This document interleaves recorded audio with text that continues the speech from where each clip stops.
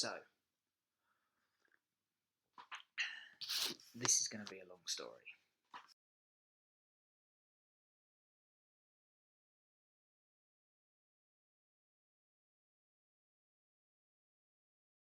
Okay, so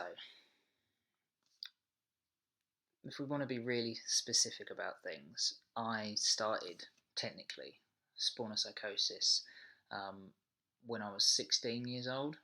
So that is literally way back in the year 2000, which is 22 years ago, which is crazy.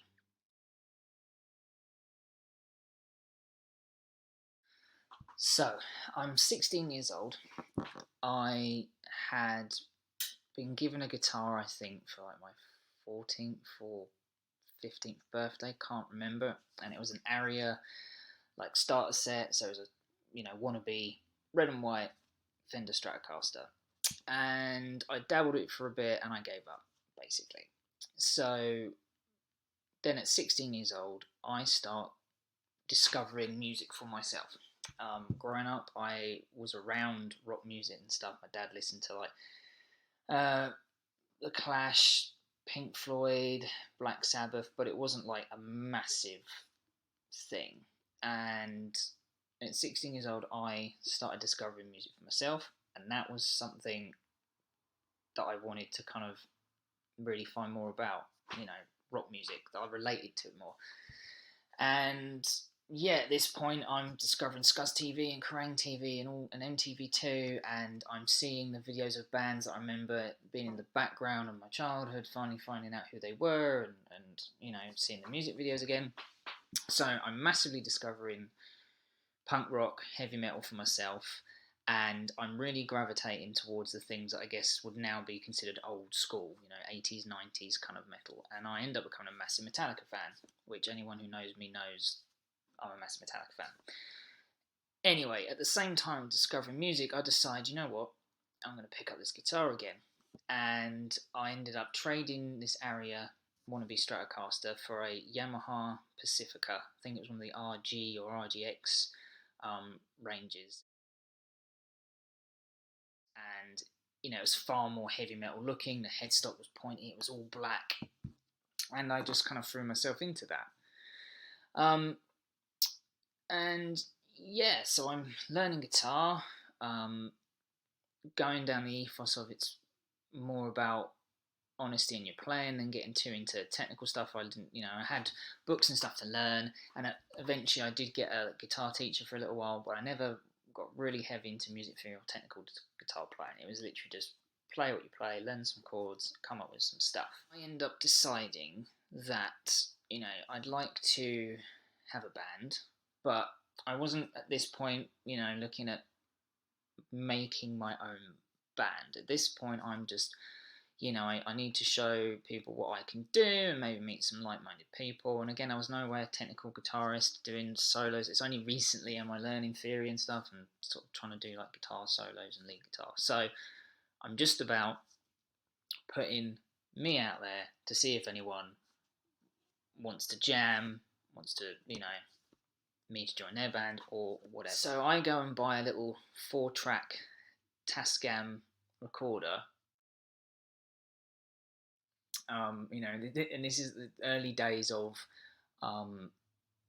people being able to kind of have computer software and things on their home PCs to start recording music. But me being me, I decided to kind of do it 1980s style. So I went out and bought this 4-track Tascam recorder and just started recording, me playing guitar and, just kind of jamming. Red Hot Chili Peppers' Californication album was the thing that triggered me to actually write lyrics. So now I'm writing lyrics and playing guitar and recording them to see if anybody would actually be interested in forming a band with me. A couple of years of trial and error, making little demo tapes and doing the I'm literally taking tapes I've got and tracing around the inlay shape and doing artwork on them. I think this was when I've now decided on the name Spawn of Psychosis, because in my head that meant, a product of madness, of a psychosis, which I would attach various personal things to that sort of. So, try and error, making loads of tapes, but the tapes are always, like, the songs were always different levels. One was quieter than another or louder than another. And obviously, at this point in my life, I'm living in Maidstone in Kent, and I'm going to the local music shop, Music Matters, like, all the time, and even just to kind of go chat to the guys. And there was a guy there, I believe his name was Ian. I might be wrong. It's been a while. And I explained to him my situation. He said, "Oh, well, you need another deck because you need to master it to another deck so that you can balance all the levels." So he lent me this tape deck, this big old, like, old school hi-fi segment tape deck, and off I went. And I'm now, making demo tapes that I can master so they sound the same. I've also at this point decided that I need drums on it, so I go and buy a little, I think it was a Zoom Rhythm Tech drum machine. I then end up kind of, I get a PC, and you could now go into PC World and get like some recording software for like 40 quid, and it just did the job. So I had that, but I also ended up investing in a big 8-track Tascam digital recorder that had a built-in CD burner anyway. So I'm now doing guitar, doing drums. There's no bass guitar involved at this point. And I'm just DIYing it. And I'm just now making these CDs now.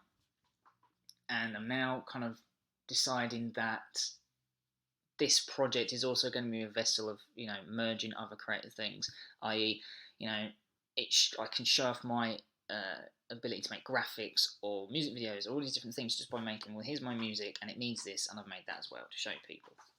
A portfolio, basically, helps me make a portfolio.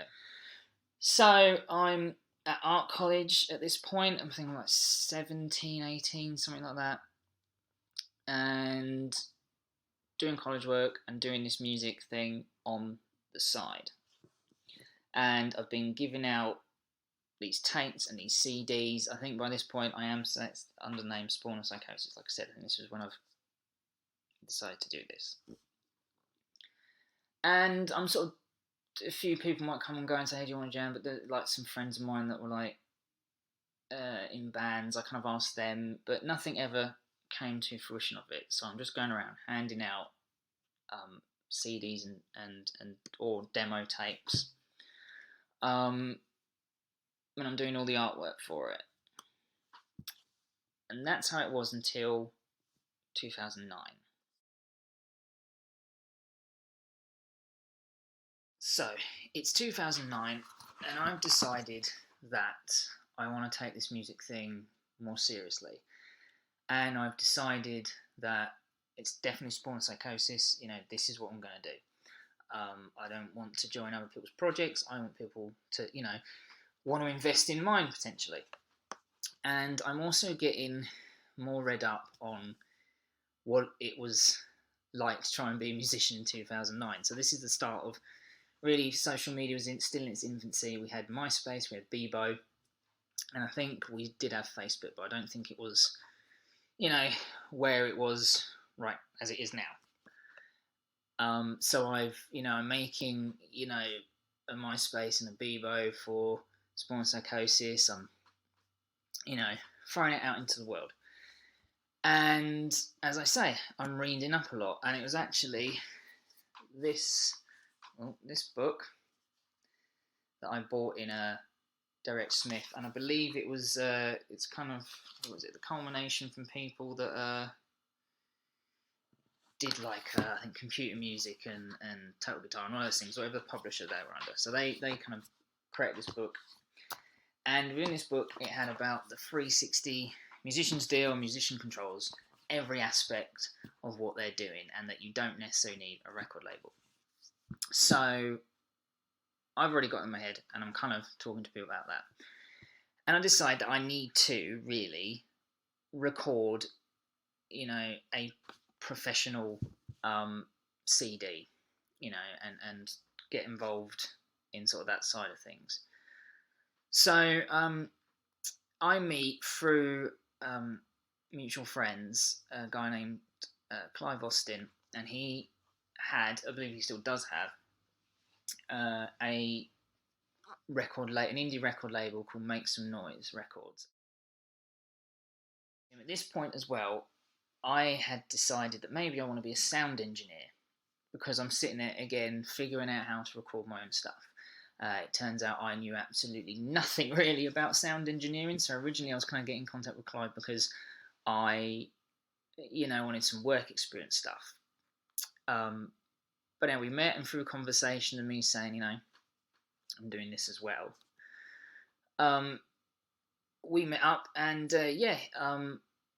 I worked on the first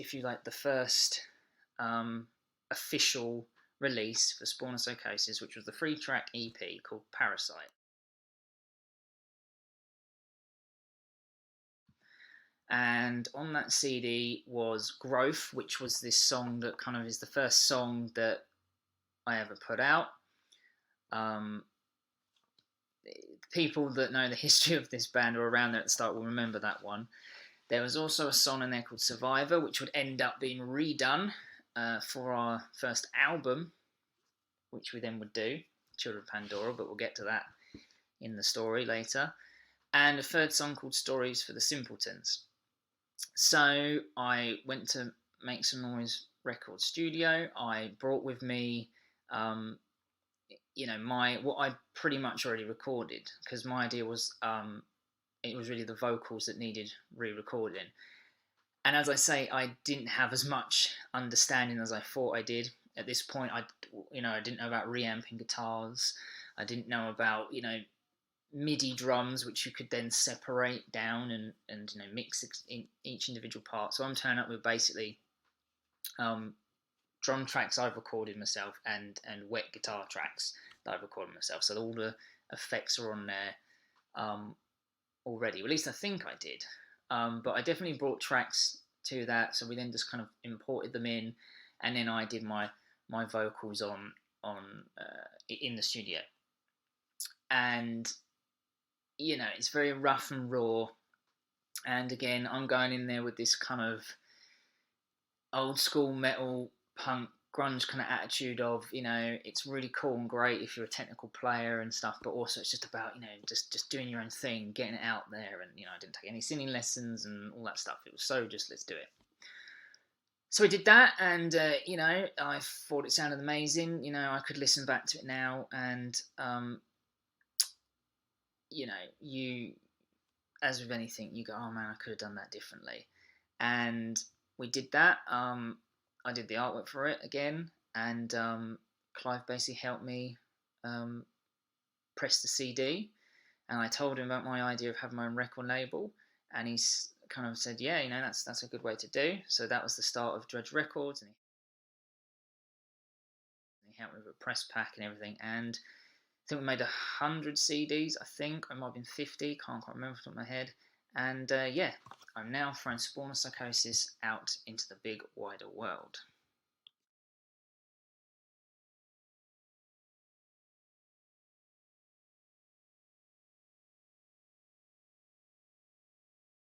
So I'm still handing out CDs. Now I'm handing out, obviously, copies of Parasite. And there was a guy in town that I'd seen many times over in the usual haunts that everyone would kind of be in. And he was someone who was really into Murder Dolls and Wednesday 13, probably as much, if not more so, than me in terms of being really into Metallica.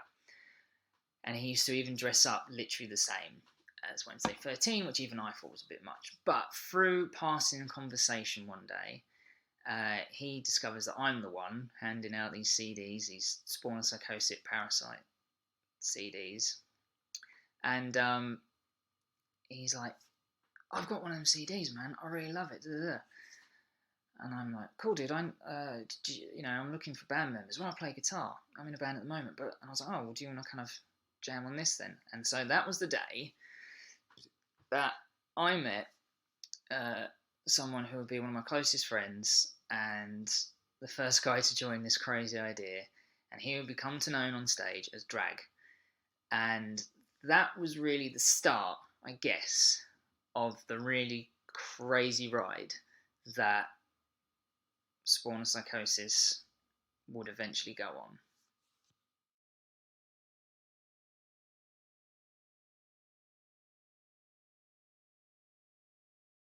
Okay, so let's fast forward. So there's me. I've now decided that I am Spawn, there's Drag, and we've now got a bassist, our first bassist, whose stage name was Feral. And he came into the band through mutual friends of a friend kind of scenario, and he was a really talented bassist, and yeah, so he joins. So now, and I'm doing vocals, um, I guess kind of reluctantly, and there's always been that thing that with me about my vocals, but there we go. We don't have a drummer, and we never did have a drummer. Who knows if it ever will?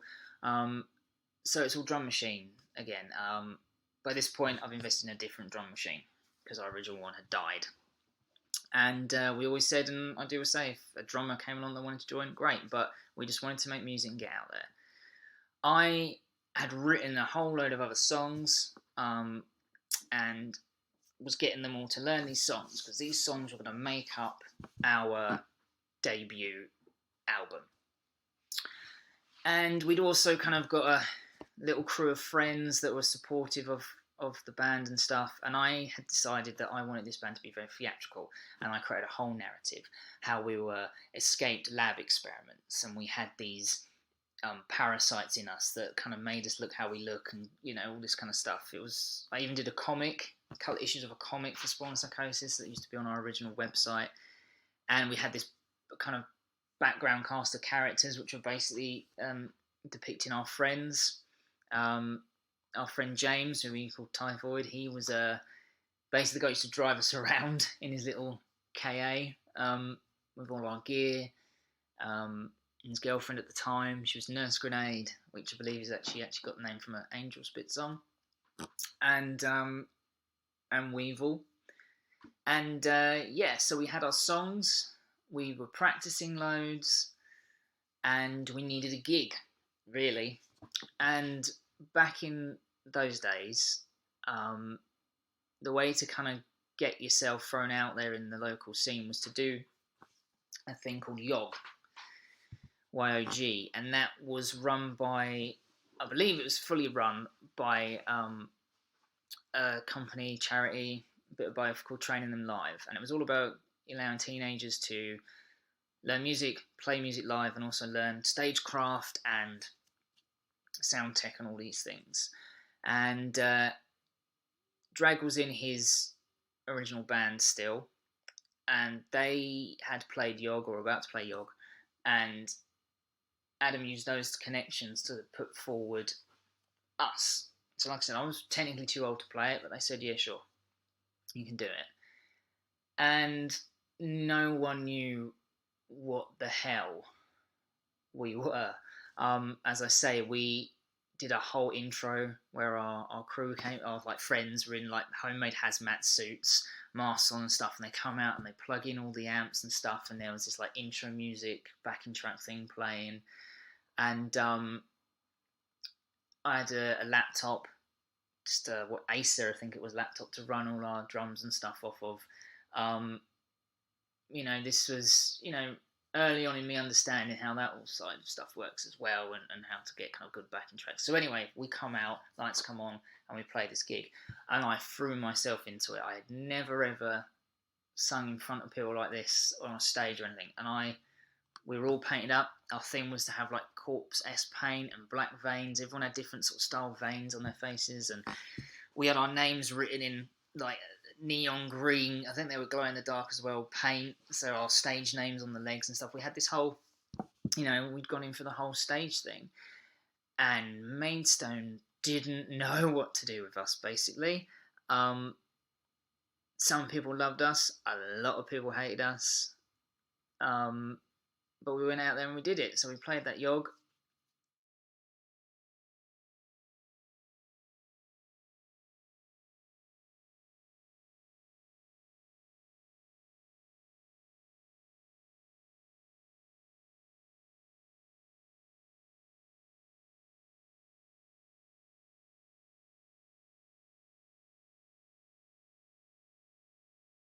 So, Children Pandora, our first full-length album.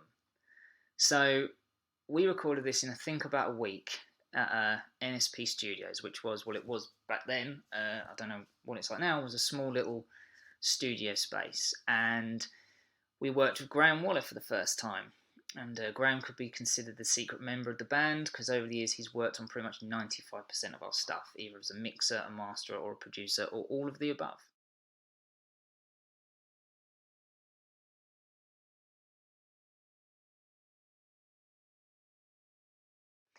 And I believe I met Graham through mutuals, through social media.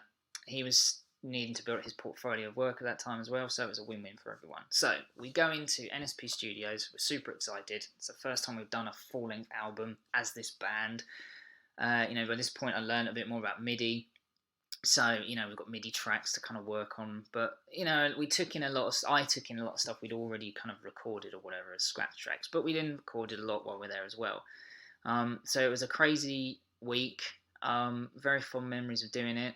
We put that out into the world as well, and again, I think we made 100 CDs, which, again, I've learned from experience that's too much to make. It was all on Dredge Records. Dredge Records, was now this fully realised thing. It's a, incorporated record label. And me, Drag and Feral had all decided, we'll be partners in this. So we've got our own label, an album, and, we're very different from anything else that's going on at that point where we're at. So the album's done. We're out there.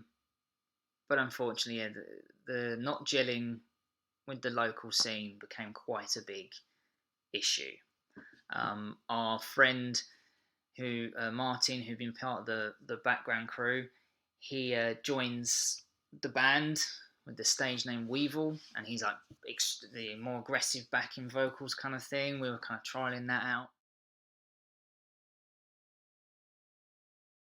You know what? We were just getting out there and doing it, and people either loved us or hated us, and either way, I was still determined to just, we're doing this and we're getting out there. I think it was by 2011. Feral had left the band. Things were going on and it just wasn't working out. So we were back to needing a bassist. It was me, Drag, and Weevil now. We sort of toyed with the idea of maybe Weevil doing drums, but he really didn't want to do it. So we just stuck to our guns on using the drum machine and writing music, and we will just see kind of what happens.